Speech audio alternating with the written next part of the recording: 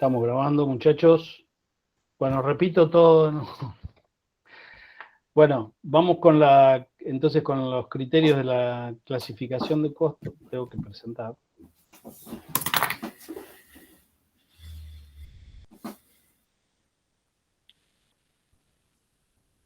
Ahí estamos, ¿no? Ahí está, Gustavo, ahí se ve. Bien.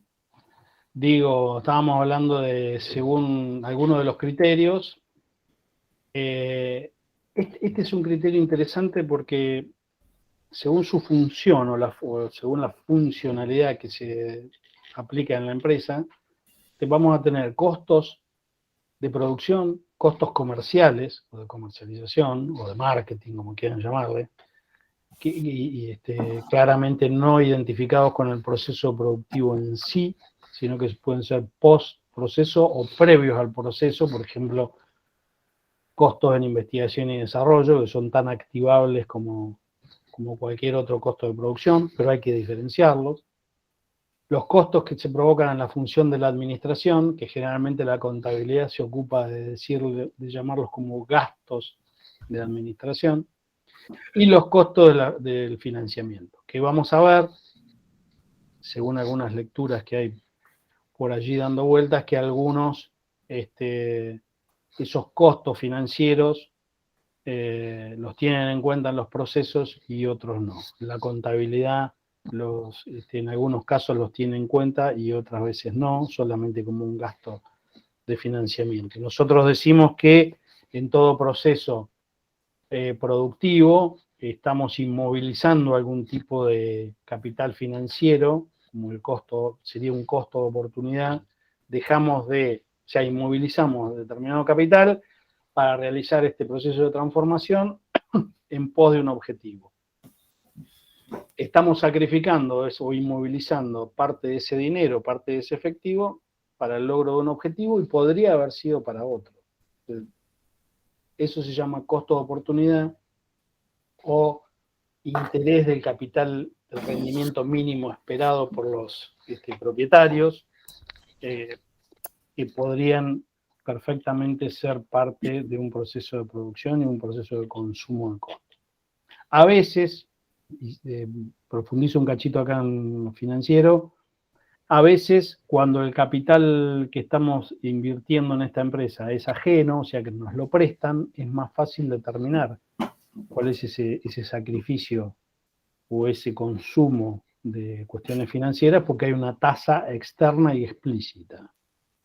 Y cuando el capital es propio, que sale de nuestra propia inversión, es más difícil y por eso surgen las famosas tasas de corte o las tasas de costo de oportunidad o algunas mínimas tasas pretendidas por los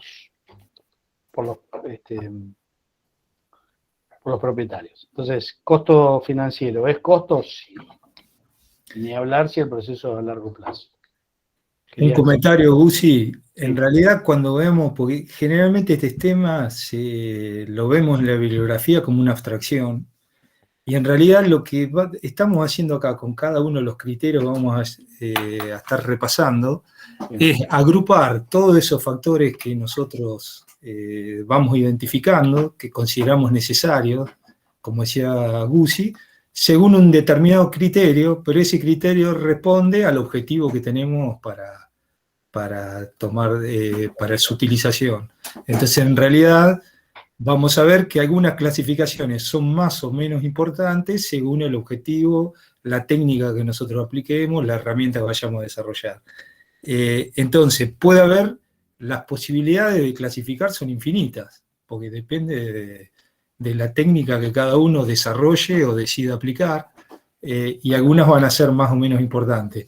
Estas que nosotros estamos repasando son las que en las siguientes unidades vamos a ir utilizando, Sí. Ya sea en el análisis marginal, en la toma de decisiones, para presupuestar, para evaluar desempeños, etcétera, etcétera. Entonces, digamos, pero no dejan de ser criterios y probablemente ustedes, según el autor al que accedan o el libro que ustedes se pongan a leer, van a encontrar estas. Hay algunas que son muy comunes, pero van a encontrar tantas otras que algunas van a ir a un mayor grado de detalle, otras van a ser más generales. pero nunca pierdan de vista cuando vayan a aplicar una clasificación cuál es el objetivo que tenemos, y en base a eso es el criterio que vamos a utilizar. ¿Se entiende? Perfecto. Bien, de acuerdo al impacto financiero, son los erogables y los no erogables. El impacto financiero, que son distintos a estos, a los de financiación, ¿sí? El impacto financiero quiere decir aquellos que tengo que desembolsar, costos que son desembolsables en un ejercicio y otros que consumen factores pero no se pagan. Por ejemplo, la tan mentada y consabida amortización, ¿sí? Me genera un costo, pero en realidad, si le hago un análisis financiero a la cosa, no los estoy pagando, por lo tanto, se los llama no erogables o se los clasifica de esa forma. Los que son evitables y no evitables, bueno, son racionalizables o no. Hay costos que los podemos evitar y eludir, digamos, o racionalizar o reducir, y otros que indefectiblemente no los podríamos llegar a evitar. Es un criterio muy, muy liviano y muy banal. También, inmediatos o diferidos, va un poco de la mano con lo de las relaciones inmediatas que vimos en las clases anteriores o en los videos de Gladys, que es la proximidad que tiene cada factor o cada acción o cada servicio que se genera dentro de cada acción con el objetivo final. Serán los más inmediatos y los más diferidos son aquellos que están relacionados más con el conjunto de acciones y actividades de transformación que se generan en el proceso. Pero esta sí, Feni, es muy importante, los costos directos e indirectos.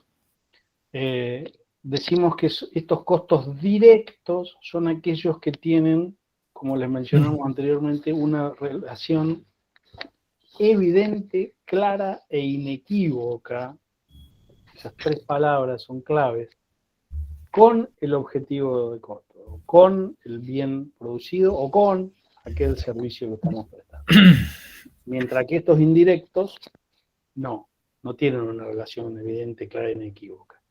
Que generalmente estos costos indirectos los relacionamos o los vincula la bibliografía y la doctrina con esto que se provoca dentro de las relaciones funcionales, ¿no? Que hay varias relaciones, hay varias actividades relacionadas unas con las otras que en definitiva y de forma inmediata van a llegar al objetivo final o el costo de ese producto, y que de alguna manera tenemos que encontrar el formato de asignárselo.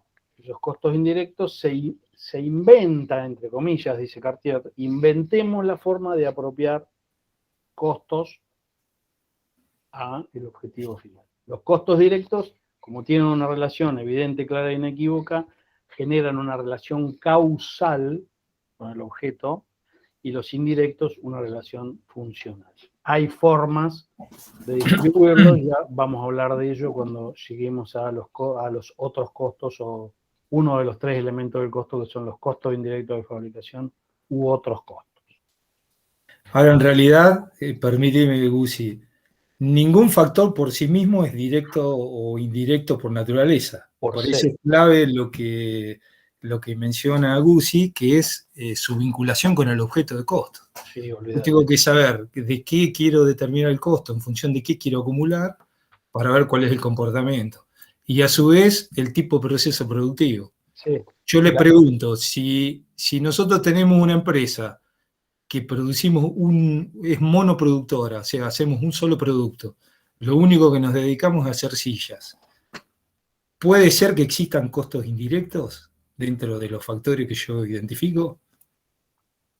Si yo lo que quiero determinar es el costo de una silla de una empresa donde es el único producto que... Si es una silla, es un toque. Les pregunto a ustedes cuál sería, según esta clasificación, tengo el listado de costos necesarios, factores necesarios. ¿Pueden existir costos indirectos respecto de la silla, del costo de la silla? No se peleen, No, si es un De a solo 10. producto, no, directo. Exacto, ¿entienden? Ahora, si en esa misma empresa yo hago sillas, mesas y sillas y mesas altas, bajas de distintos tipos, ahí sí puede llegar a ser que alguno de los factores, si el objeto de costo es la silla y los distintos tipos de mesa, algunos de los factores van a ser directos, los voy a poder identificar, la madera necesaria para cada uno de esos elementos lo voy a poder identificar, las horas de labor que destina cada una probablemente la pueda medir, pero va a haber determinados factores, el alquiler de la fábrica probablemente tenga que buscar, como dice Guzzi, alguna relación funcional que me permita asignar a cada uno de los objetos de costo de alguna manera razonable una porción de ese alquiler mensual que tenemos de fábrica. ¿Se entiende? Entonces, en realidad cada factor por sí mismo puede ser directo o indirecto, lo importante es que esta clasificación es según el objeto de costo. Perfecto. Muy bien. Hecha la aclaración, seguimos. Por su naturaleza es otro de los criterios y ahí es donde entramos en aquello que tal vez han escuchado alguna vez decir los factores del costo, los elementos del costo, que son 3, que han escuchado hablar de materia prima, mano de obra y carga fabril. Bueno, nosotros los llamamos como materiales porque lo de la materia prima es una mirada muy acotada. Materiales, las labores, que involucra tanto a la mano de obra como a las cargas sociales que van adheridas a ella, que también ya vamos a hablar más adelante, y los otros costos, que son estos que digo yo, los costos indirectos que se generan cuando hay este tipo de relaciones funcionales y que hay que buscar alguna base. El profesor Vázquez, Juan Carlos Vázquez, decía que siempre que encuentren una base que sea medianamente lógica, esa es la base. Si no se puede distribuir el costo del alumbrado por calorías que genera la empresa, digamos. O sea, bases que tienen que ser lógicas. El costo del alumbrado se puede distribuir o por metros cuadrados o por las cantidades de personas que habitan en cada departamento de la empresa. Bueno, cosas lógicas, sentido común. Otra vez, coraje y sentido común. Y esta es la punta a la que queríamos llegar, porque de esto va a hablar Feni ahora con el tema de capacidad, entre los costos variables y los costos fijos. ¿Cuáles son estos famosos costos variables? ¿Cuáles son? Aquellos que son sensibles ante cambios, fluctuaciones en los niveles productivos, ¿sí? O en los niveles de actividad. Si produzco 0, tengo 0 costo variable. Si produzco 1, voy a tener un costo variable y así sucesivamente, de acuerdo, voy a ir sumando relaciones de eficiencia marginal, que son las cuotas necesarias de ese factor de característica variable que voy a necesitar para cada unidad o cada unidad de objeto o cada unidad de bien o cada unidad de servicio que estoy prestando, ¿sí? Ese costo variable nace en 0 y por supuesto que va a tener las fluctuaciones, puede ir de forma proporcional con el aumento de la producción o con la disminución de la producción. Puede ser un aumento más que proporcional o menos que proporcional. Digamos, aumentamos el 20% del nivel de producción, las cantidades a producir. Antiguamente decíamos que eran costos proporcionales en vez de costos variables, pero puede ser que pase esto, que sea más o menos que proporcional la variación que tiene con respecto a la fluctuación del nivel productivo. Aumentamos el 20% de la producción, no implica necesariamente que se aumenten en un 20% los costos variables. Pueden ser un 20, pueden ser un 25, puede ser un 15. ¿Estamos de acuerdo? Y los costos fijos, obviamente, como su nombre lo indica, no tienen esa fluctuación, no tienen esa sensibilidad de variación. Ya lo vamos a ver cuando grafiquemos y cuando veamos análisis marginal, y son fijos dentro de determinado rango de actividad. Cuando se cambia el rango, vamos a un rango un poco más alto de actividad, bueno, esos costos fijos ya no son tan fijos, pero sí, siguen con esa característica de fijeza o de fijedad dentro de determinado rango productivo. Entonces, acá vale la pena hacer una distinción. Me quiero parar un minuto más, Feni, y ya te dejo. Acuérdense, puede haber costos directos y costos indirectos, de acuerdo a la vinculación o la objetivización, como dice parte de la doctrina, con respecto al objeto o al objetivo de costo. Directos e indirectos. Pero a su vez, también puede haber costos fijos y variables. Hay mucha bibliografía, sobre todo de los 90 para atrás, que lo usan como sinónimo al costo, a esto de los costos directos como si fuesen variables y a los costos indirectos como si fuesen fijos. Y no es lo mismo. Y no es lo mismo, porque tenemos bien claro qué son los fijos y qué son los variables, y también entonces podemos decir que tenemos una combineta que puede haber fijos y directos, puede haber fijos e indirectos, y puede haber variables e indirectos.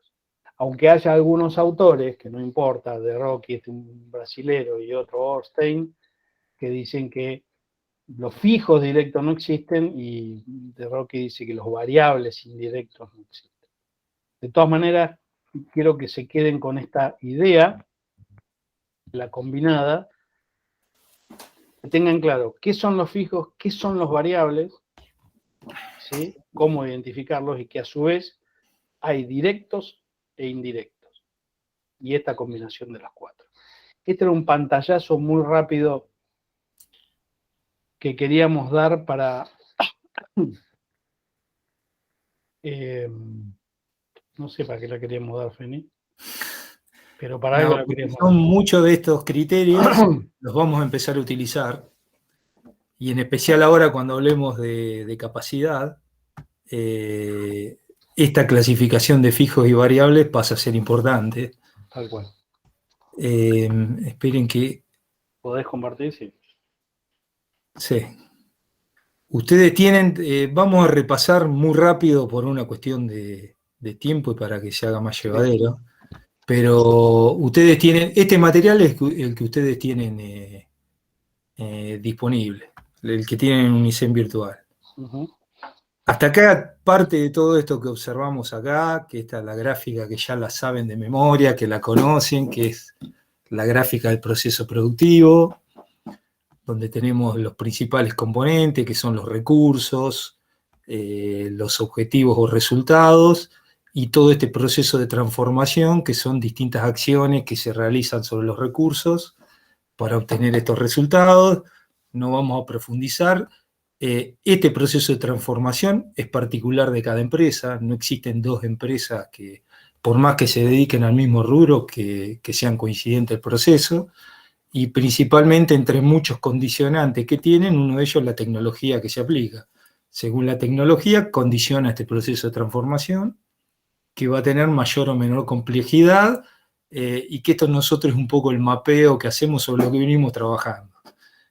Para identificar estos recursos, hablamos de necesidad cualitativa o cuantitativa, que estuvimos trabajando también en la otra clase, y para empezar a meternos a hablar de este tema, para introducirnos en lo que es capacidad a nivel de actividad, pasa a ser importante este criterio que estuvo hablando recién Guzzi, de identificar aquellos factores fijos y variables, porque son los que nos van a condicionar o determinar este concepto de capacidad.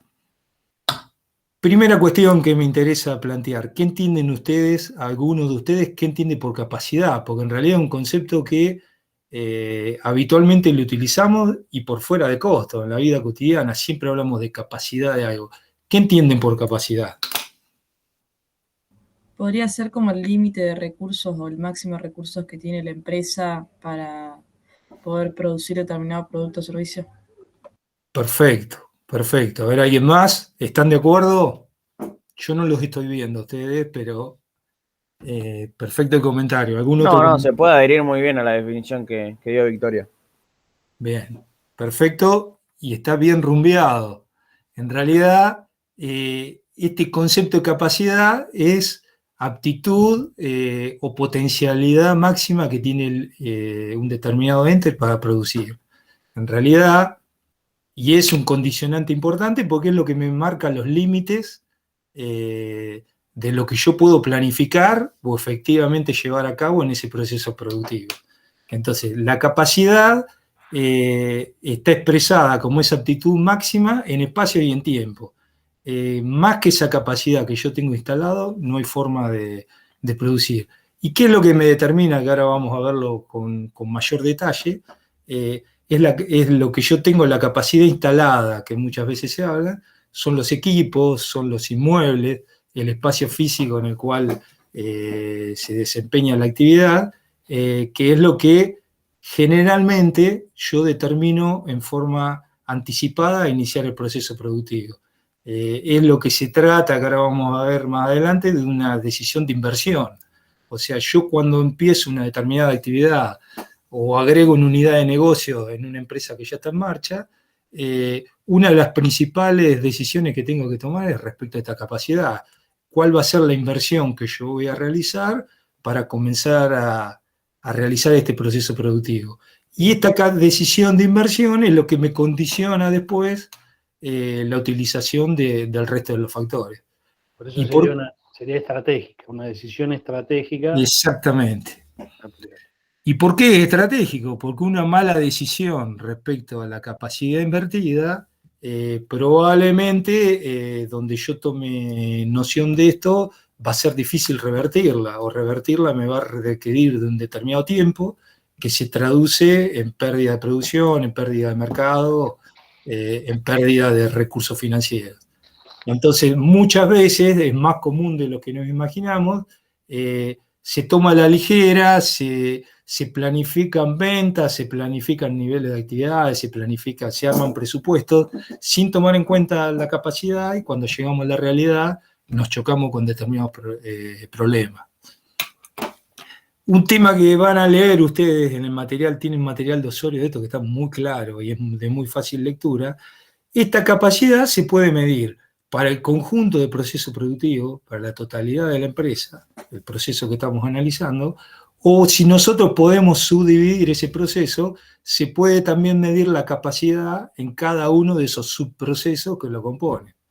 Entonces, el factor que para nosotros va a ser limitante va a ser el subproceso que tenga una menor capacidad. Eso es lo que nos determina lo que a veces nosotros muchas veces escuchamos hablar, que en un determinado proceso hay un cuello de botella. Entonces, cuando yo voy a medir la capacidad, puedo medirla de todo el proceso, o si lo puedo subdividir, el proceso que tenga la menor capacidad va a ser la que me va a condicionar el potencial que yo tengo de producir.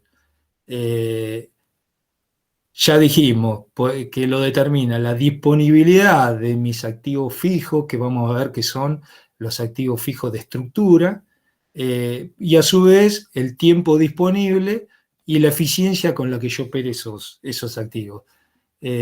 Como concepto inicial es esto, digamos, tiene mucho para profundizar. Ahora, cuando nosotros hablamos de nivel de actividad, ¿de qué estaríamos hablando? Les pregunto de nuevo, ya tenemos claro el marco que es la capacidad, la potencialidad máxima. ¿Qué sería el nivel de actividad? ¿Qué entienden ustedes?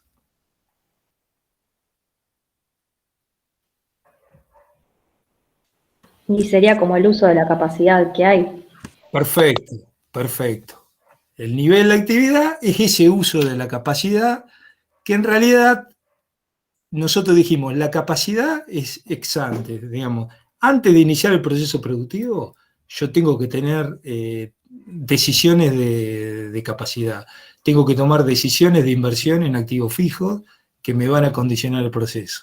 Una vez que inicia el proceso, yo determino cuál va a ser el uso que voy a hacer de esa inversión que realizó la empresa. Esa decisión de nivel de actividad puede también ser prevista o ex ante. Entonces yo lo que estoy planificando en un determinado momento qué uso voy a hacer de esa capacidad durante el próximo año, el próximo mes o la próxima semana. Y esa decisión va a ser en función de distintos elementos que vamos a ver, que vamos a considerar.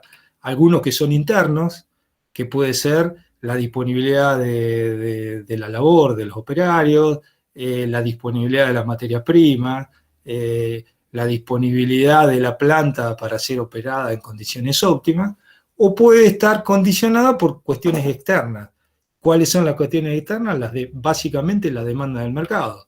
Yo puedo tomar la decisión, el área de producción va a decir que quiere producir y generar muchos resultados, pero si el área comercial no tiene la capacidad para esos productos, colocarlos en el mercado y generar ese flujo nominal que habíamos visto de ingresos para que alimente todo el proceso, en realidad voy a tener que tomar decisiones y decir, no, para un cachito, paren de producir, porque en realidad estamos estoqueando, estamos inmovilizando capital, esto que hablaba Guzzi de esos costos financieros, y no estamos vendiendo. Entonces, todos estos conceptos que son teóricos tienen el correlato en estos condicionantes que son propios del proceso productivo.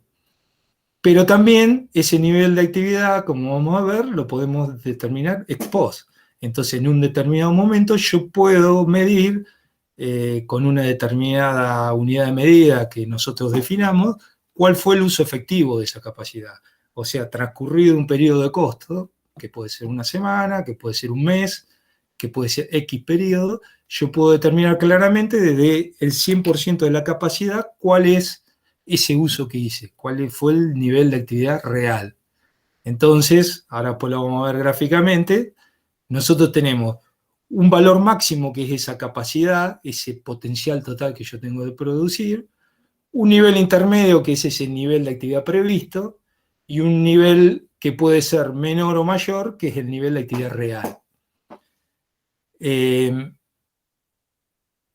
La definición de factores fijos ya estuvimos hablando recién, pero acá tenemos algunas características adicionales. Básicamente el factor productivo fijo es el que no se consume con el primer uso. O sea, en realidad yo invierto en una máquina, esa máquina tiene una vida útil, medida en tiempos o medida en cantidad de resultados productivos que podemos obtener, la que sea más representativa, pero en realidad digamos, se va consumiendo a lo largo que vamos realizando acciones y obteniendo resultados productivos. Digamos, potencialmente la puedo usar hasta que tenga ese agotamiento técnico o económico. Estos factores productivos fijos, como dijimos, son los que nos condicionan la cantidad que yo puedo producir. Claramente son condicionantes. Pueden ser las características de estos factores, son propios de la tecnología que yo aplique a mi proceso productivo. Y como dijimos, la mayoría de ellos se obtienen en una decisión de inversión previa al inicio del proceso productivo. Acá hay distintas clasificaciones que no nos vamos por una cuestión de tiempo a detener en todas, de los factores productivos fijos. Esto lo tienen claramente en Osorio, pero básicamente hay una que sí que es importante, que es la que identifica los factores productivos fijos determinantes de capacidad y los factores fijos determinantes del nivel de actividad. En realidad, lo que nos dicen es que en general son constantes en el largo plazo y son mucho más difíciles de revertir los que son determinantes de la capacidad.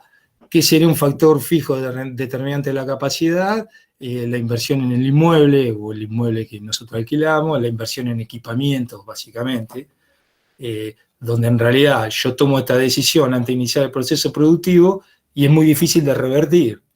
En cambio, una vez que yo comienzo a operar, que empieza a andar ese proceso, y tomo la decisión de cuál va a ser el uso que yo voy a hacer de esa capacidad, ahí es donde aparecería este otro tipo de factores fijos que son más de corto plazo y que son los denominados factores fijos operativos. Por ejemplo, si yo decido que mi nivel de actividad va a ser en 2 turnos o en 3 turnos, o que voy a trabajar horas extras o no, esto va a tener implicancia en determinados factores fijos. Por ejemplo, voy a tener que tener uno o más supervisores, voy a tener que tener determinadas inversiones en mantenimiento, etcétera, etcétera, que hace que ya, si bien también son fijos y son independientes del nivel de, son constantes en el tiempo, son un poquito más dependientes de la decisión que tomamos respecto al uso de esos factores fijos de capacidad. No significa esto que se tratan de costos variables, siguen teniendo las características de un factor fijo, pero están más vinculados al nivel de actividad que a la determinación de la capacidad. Vamos bien hasta acá, voy medio rápido porque como para redondear los conceptos, pero díganme si hay alguna cosa que no está clara o Uzi, contame también a ver qué te parece. No, perfecto. Hasta acá, al menos, me parece muy entendible. Lo que me está quedando una gran duda, es decir, ¿qué pasa con los variables, no? Exacto, ¿qué hacemos con eso? Bien, bueno, acá es un repaso de lo que ya estuvimos diciendo. ¿Qué pasa con los variables? ¿Pueden ser un condicionante los factores productivos variables? Se convierten en un condicionante si no están disponibles en el proceso productivo. O sea, en principio, uno lo que dice es, los que me determinan la actividad, la capacidad, son los factores fijos estructurales, los factores fijos de operación, también una vez que yo defino cuál va a ser mi nivel de actividad, y esa decisión respecto de los factores fijos y de mi nivel de actividad va a ser lo que me va a determinar la cantidad de los factores variables que voy a consumir. Si esto, siempre suponiendo que estos factores productivos variables los tengo disponibles en las calidades necesarias, en las cantidades necesarias y que cuento con los recursos necesarios para poder tenerlo. Entonces, estos factores productivos variables, que fue un poco lo que ya Guzzi comentaste cuando clasificamos, existen solamente si se concreta la producción. O sea, comienzan a existir factores productivos variables una vez que se produce el primer resultado productivo, una vez que se produce la primera unidad. A medida que aumenta la producción, aumenta el consumo de estos factores variables que operan en el mismo sentido, no necesariamente en forma proporcional, pero que tienen un comportamiento acorde a cómo se mueve el nivel de actividad. Depende cuánto voy a consumir de cada uno de estos factores que yo considero variables, depende de la naturaleza de cada factor. No es lo mismo hablar de los materiales, no es lo mismo hablar de la energía, no es lo mismo hablar de otros componentes que tienen un comportamiento variable. Cada uno va a comportarse acorde a su naturaleza, dependen de la magnitud del volumen de producción, depende de esta cuestión, de esta combinación de tecnología elegida. Un mismo factor, una misma materia prima, por ejemplo, que utilizo la madera para producir mesa, no va a ser la misma cantidad según la tecnología que yo aplique. Hay máquinas que tienen una determinada producción, que proyectan la producción, el corte de una manera para generar menor cantidad de desperdicio. No es lo mismo que yo la corto de manera manual o con una sierra que depende más de la tarea del operario. Entonces, según el grado de tecnología, de los factores fijos que yo utilizo, que me condicionan la capacidad, también me va a condicionar la cuantía de los factores variables que vamos a utilizar. Y siempre hay una cuestión dando vuelta, que es condicionante del uso de todos los factores, que es la eficiencia o la racionalidad en el uso de los factores. Esto que Guzzi siempre señala, que entre los factores que yo considero necesarios y los resultados que obtengo, hay una relación de productividad, cantidades de factores para obtener cantidades de resultados, y una mayor o menor eficiencia en esa relación, obviamente me condiciona la cuantía de los factores que vamos a consumir.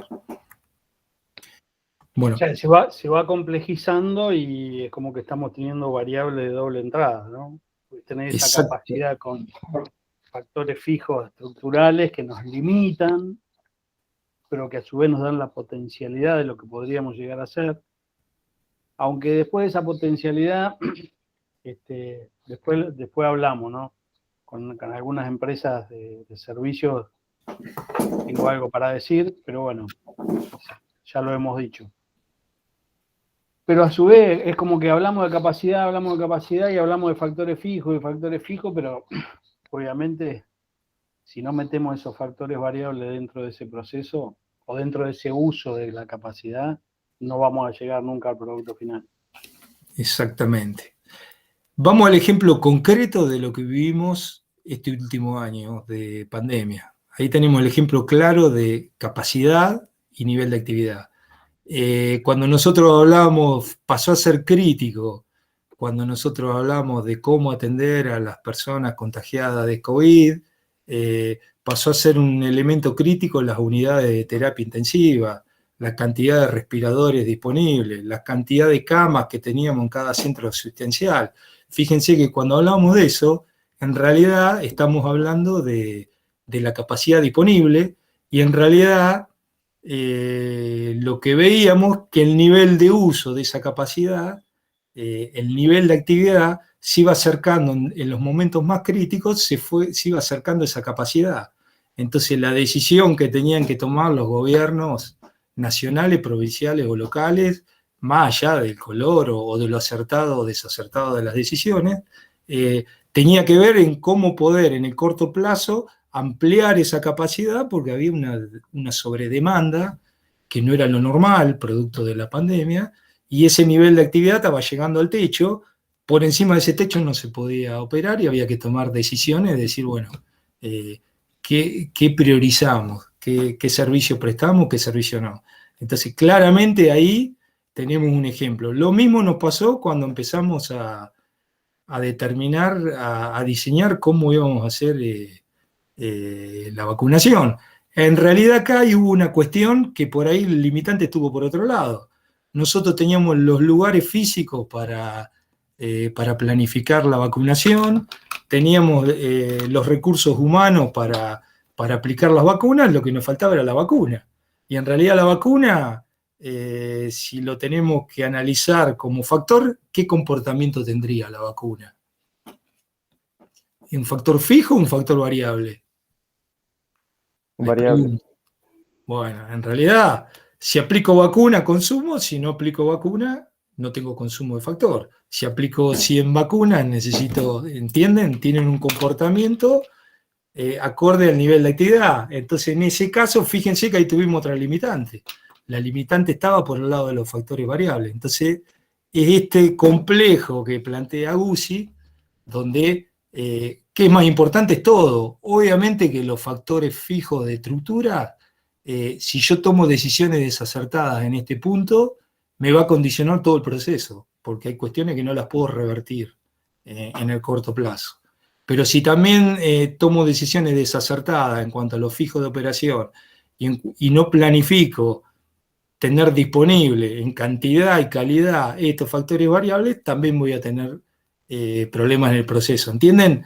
Está todo interrelacionado, pero acá lo importante de distinguir estos factores, su comportamiento y utilizar este criterio me permite tomar distintos tipos de decisiones respecto a cada uno y planificar de distintas maneras. Algunas cuestiones son decisiones de tipo estratégico, otras son de tipo más operativa, pero todas tienen incidencia en este proceso y en llegar hasta el producto final. ¿Está? ¿Se entiende? Fíjense que la buena noticia que nos dio Guzzi de esta posibilidad que se está evaluando de volver a las aulas, nuevamente también tenemos un tema de capacidad dando vuelta.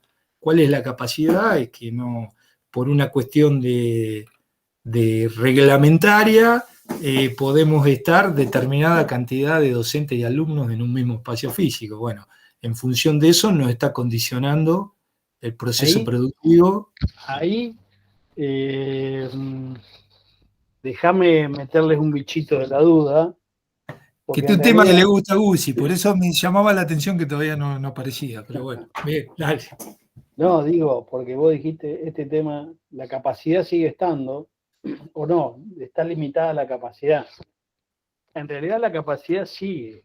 O sea, la potencialidad, algunos dicen, como Cartier y Osorio, que el aula 3 sigue estando potencialmente habilitada para 90 pibes o para 80. Y en realidad hay un protocolo, ¿sí?, que nos está diciendo, no, flaco, ahora son 30. Lo mismo pasó con Cromañón. A partir de Cromañón, cuando usted iba en un boliche, no sé si se acuerdan, en la puerta del boliche dice, este local está habilitado para 80 personas, para 100 personas. Entonces ahí empieza a tambalear este concepto de la potencialidad que tiene la capacidad. Entonces, les dejo la discusión. Exactamente. Ya, no va a ser una discusión, le va a durar 5 minutos la discusión, no le importa nada. Nosotros escribimos todo un trabajo, pero Bueno, pero ¿hay una nueva capacidad o no hay una nueva capacidad? claro, Aún con el digamos, mismo edificio. en esta situación tan específica y especial y desagradable y tan dolorosa de esta pandemia que nos ha atravesado, y hasta nos ha hecho tambalear, al menos a mí, el concepto de esa potencialidad o de esa capacidad. Porque en realidad yo ya creo que el aula 3, por ejemplo, o un boliche bailable, ya no tiene la misma potencialidad que antes. Ahora, si Bueno, la universidad, te sumo un elemento, vamos a divagar un poquito. Si la universidad tendría que tomar decisiones de inversión. Nosotros estamos en una situación puntual de pandemia donde vamos descubriendo escenarios que eran impensados. Ahora, ¿decidimos hacer más aulas en función de esta nueva realidad? claro, bueno, ¿O esperamos? Fíjense, pues, digamos, ahí, por eso este tema de los factores fijos de estructura que condicionan el proceso es sumamente relevante. Porque uno dice, bueno, ¿qué hacemos? ¿Empezamos a construir aulas? Porque esta va a ser la nueva realidad. Y otro va a decir, no, esto una vez que nos vacunemos vamos a empezar a entrar más, o esto en algún momento va a pasar y vamos a volver a la situación anterior. Bueno, en realidad no tiene respuesta a eso todavía. ¿Y lo virtual cómo entraría en el tema de la capacidad? Porque, o sea, solamente estamos contando las aulas físicas, pero, digamos, con lo virtual el horizonte se podría ampliar, ¿o no? Exactamente. Y en realidad fue un atenuante. Nosotros lo que tuvimos es, ahora vamos a ver de qué se trata, durante todo el año pasado y este año, una capacidad ociosa del 100% de los edificios del campo, las aulas vacías.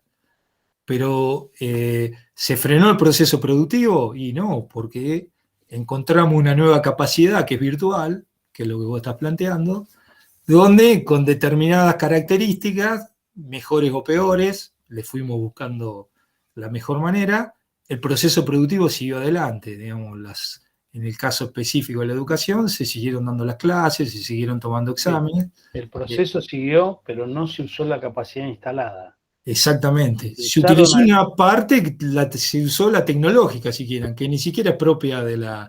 Si yo no tengo la PC con la que estamos dando clase, o GUSI, o la que ustedes tienen en su casa, o el teléfono, o lo que sea, no hay clase posible. Digamos, ni siquiera es un activo fijo de la universidad. No, el activo es el recurso humano. Exactamente, exactamente. O sea que... pero todo esto que estamos analizando, que parece un divague y que uno dice, bueno, un juego, en realidad se traduce en costos. Y se traduce en decir, bueno, ¿qué hago con esta capacidad que yo tengo? Fíjense si en lugar de nosotros ser una universidad pública que tiene sus propias características, se trata de una universidad privada, donde mantener esos factores fijos tiene costos vinculados, donde las inversiones tecnológicas tienen costos vinculados. Entonces, digamos, una decisión para un lado o para el otro, un buen o mal análisis de la situación y del proceso productivo, me condiciona los costos y vamos a ver después qué otro tipo de consecuencias puede traer. Pero por eso, fíjense que estamos viendo un caso sencillo, llévenlo esto a la realidad de cualquier tipo de empresa y tiene su complejidad, pero por otro lado es apasionante. Incluso te atraviesa y meto otro condimento que capaz que ya están para pegarme un palo en la cabeza por el horario, pero el otro condimento es lo que atraviesa la teoría del valor. Suponte que que esta universidad o que todas las aulas son alquiladas. Se las alquilamos a Juan Fernández, Juan Pérez. Ante una restricción tan grande, ante un tambaleo de esa potencialidad que me va a dar ese activo fijo, ¿qué haces vos con Juan Fernández? ¿Qué le decís? A mí el valor que antes me daba tu inmueble ya no me lo brinda más. Para mí ya no vale, porque esto es una visión mía, y lo viví en carne propia en empresas de servicio. ¿Sí? Si mi servicio por pandemia está limitado y vos me estás alquilando un local para que yo preste servicio y ahora no puedo, ya no vale. No tiene valor, o al menos no tiene el valor que tenía hasta marzo del 2020. ¿Se entiende? Entonces, el que está prestando el servicio se da vuelta y le dice a Fernández, bajame el alquiler, no te pago, etc. Es una cadena de desbarajustes de potencialidades y de valores. Y de decisiones que hay que tomar, porque todo esto se traduce en decisiones. Olvídate. Porque probablemente en junio del año pasado nosotros pensamos que hoy íbamos a estar en clases presenciales. De hecho, cuando empezó el primer cuatrimestre de la pandemia, todos dábamos por sentado que el segundo cuatrimestre volvía presencial y no fue. Y pasó el primer cuatrimestre de este año y no fue. Entonces digo, también está la percepción de cada uno, y cuando hablamos de una empresa empiezan a producirse desfasajes de tipo financiero, económico, patrimoniales, que hace que haya que tomar decisiones. Bueno, y todos estos factores, más otros tantos que vamos a ver, tienen incidencia. Pero claramente acá en este punto lo que nosotros queremos que empecemos a dimensionar la importancia de este tema de la capacidad, la importancia de las decisiones de nivel de actividad prevista o real, y cómo juegan cada uno de los factores en este tipo de decisiones. Segusi, tienen mucho material. Bueno, acá hablamos un poco de las condicionantes. Hay un gráfico. El del tiempo, cerrarle con el uso del tiempo. Nosotros, para determinar la capacidad, dijimos que hay varios condicionantes. Uno de los condicionantes es el tiempo disponible. Otro de los condicionantes es la eficiencia con la que lo uso, y otro de los condicionantes es la disponibilidad de los activos, de los factores. Cuando hablamos del tiempo, tenemos que identificar distintos tiempos, y después vamos a ver, y tenemos ejercicios para esto, según el tiempo que yo considere que tengo el disponible como capacidad, va a tener incidencia en cómo yo determino el costo de un determinado factor, o cómo distribuyo esos costos si ese factor tiene un comportamiento indirecto. Pero en principio yo tengo un tiempo máximo, que es el de la máxima disponibilidad, que es decir, por ejemplo, yo tengo una máquina disponible para producir los 365 días del año a las 24 horas. Calcular ese tiempo, que me da una X cantidad de horas anuales, o lo puedo calcular los 30 días del mes, las 24 horas, o una semana, es el tiempo máximo, que es un tiempo teórico y que en realidad no es muy representativo porque es imposible de alcanzar, salvo determinados procesos productivos que son continuos y que nunca se detiene la producción por cuestiones técnicas. Es un tiempo, digamos, que no sirve de mucha referencia. Ahora, ese tiempo máximo, que el calendario por las horas disponibles del día, durante ese tiempo hay, por situaciones legales, por situaciones técnicas propias del proceso productivo, o por cuestiones que tienen que ver, por ejemplo, con los operarios que utilizan esa máquina, en este caso, que tienen vacaciones, que hay feriados, que hay días no laborables, ese tiempo se reduce. Entonces yo digo, de esos 365 días a las 24 horas, yo tengo una jornada laboral de 8 horas, yo tengo vacaciones que darle a mis operarios, yo tengo determinadas cuestiones de mantenimiento en los cuales la máquina no puede operarse. Entonces puedo llegar a ajustar ese tiempo máximo a un tiempo de uso disponible. Entonces yo digo, esta máquina, bajo estas condiciones legales, técnicas y laborales, la tengo disponible durante X periodo de tiempo, esta cantidad de tiempo, de horas generalmente. Por otro lado, yo puedo considerar que por determinadas circunstancias, condiciones, que después la vamos a ver más en detalle, a su vez de estas cuestiones normales, puede haber detención en el flujo de producción que tenga que ver con pasar de una planta a otra, con poner en condiciones la máquina, con frenar un lote de producción y tener que hacer determinadas actividades para iniciar uno nuevo. Esa detención en el flujo de producción hace que también haya un tiempo menor y que ese tiempo de uso disponible se convierta en un tiempo efectivo, que es el que efectivamente yo puedo utilizar. Vamos a ver después que estas detenciones del flujo de producción, puede haber detenciones que son normales o anormales. Las normales son las que habitualmente se producen consecuencia de la naturaleza del proceso. La normal por situaciones excepcionales. Por ejemplo, no vino el operario que conoce cómo manejar la máquina y el suplente apretó mal los botones o programó de distinta manera. Entonces hubo una rotura de la máquina, se perdió materia prima, se estropeó la producción.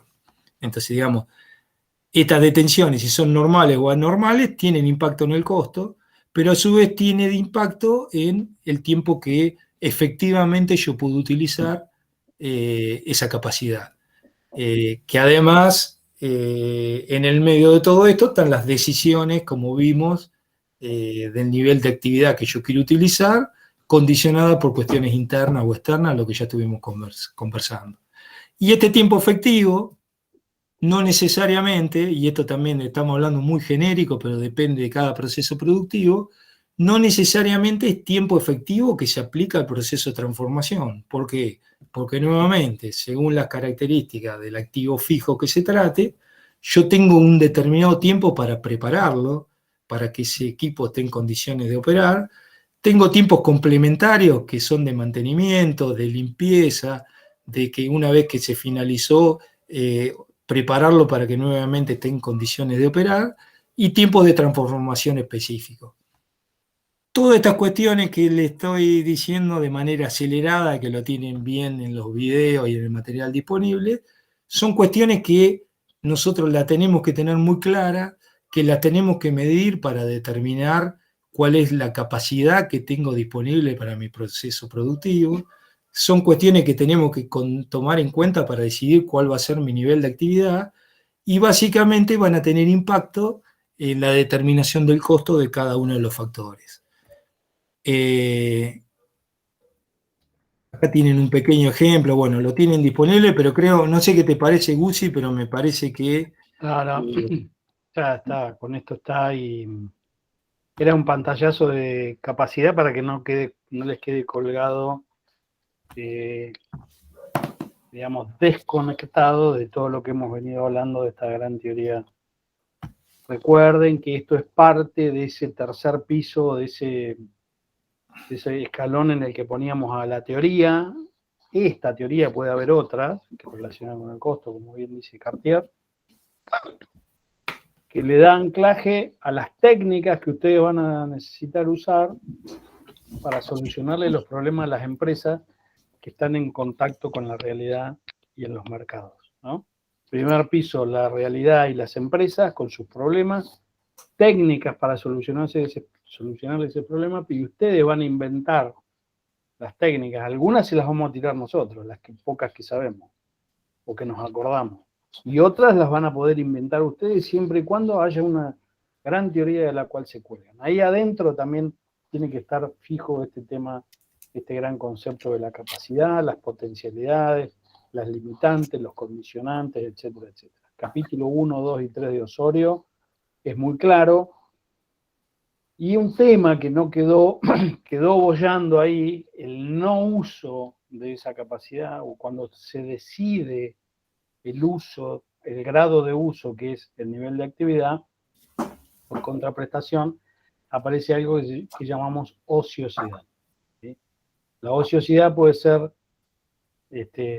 justamente su nombre lo indica, es el no uso de, algo de forma anticipada, o puede ser el no uso de algo en forma operativa. De una vez puesto en marcha, pensamos que vamos a utilizar de tal forma o durante tanto tiempo esa capacidad que tenemos, y en definitiva no la usamos. Eso genera el no uso o el mal uso o el desuso de esa capacidad. La ociosidad, el no uso de la capacidad, nunca es costo, sino que tiene que ser un concepto diferente, un resultado negativo, caca, feo, como quieran llamarle, pero no es costo, ¿sí? Entonces hay que aprender a determinarlo. Es muy sencillo, también hay una lectura viejísima, hoy nos estábamos acordando con Feni de los años 80, incluso el ejemplo está puesto en Australes, pero peguen una leída como para que les quede dando vuelta a ese tema, que la ociosidad a veces es una decisión de la empresa cuando define el grado de uso de la capacidad, deja de usar otra cosa. Eso no va al costo, ¿sí? Entonces, lean eso y les pido por favor, como van a tener una semana y va a venir el Podmo el viernes próximo, aceleren, porque hoy lo íbamos a dar.